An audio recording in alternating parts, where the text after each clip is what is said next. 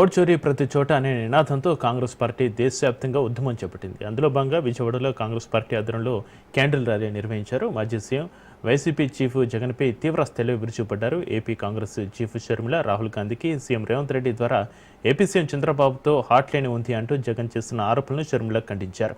జగన్ వ్యాఖ్యలు హాస్యాస్పదంగా ఉన్నాయని షర్మిల విమర్శించారు.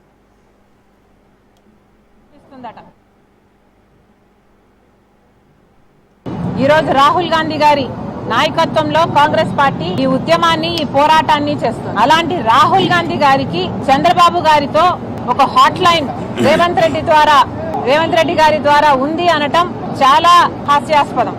పచ్చకామర్లు కమ్యూనోనికి లోకమంతా పచ్చగానే కనిపిస్తుందట.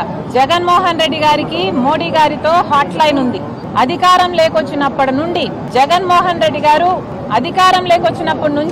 జగన్మోహన్ రెడ్డి గారు మోడీతో ఒక హాట్ లైన్ మెయింటైన్ చేస్తూనే వచ్చారు. కాబట్టే జగన్మోహన్ రెడ్డి గారి నీతిమాలిన రాజకీయాలు చేశారు. కాబట్టే తెర వెనక పొత్తు పెట్టుకున్నారు. కాబట్టే మిగతా అందరూ కూడా ఇలా పొత్తులు పెట్టుకుంటారు, తెర వెనక రాజకీయాలు చేస్తారు అని జగన్మోహన్ రెడ్డి గారు అనుకుంటున్నట్టున్నారు.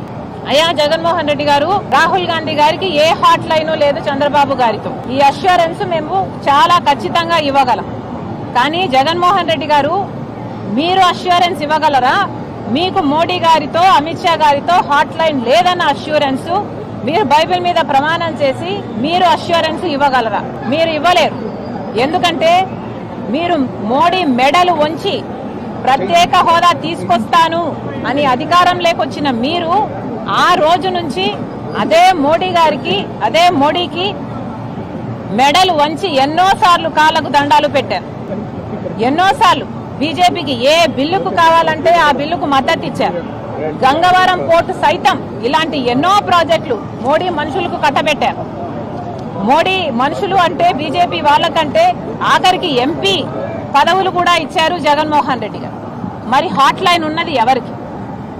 జగన్మోహన్ రెడ్డి గారికి మోడీ గారితో అమిత్ షా గారితో హాట్ లైన్ లేదా? దీని హాట్ లైన్ అనరా?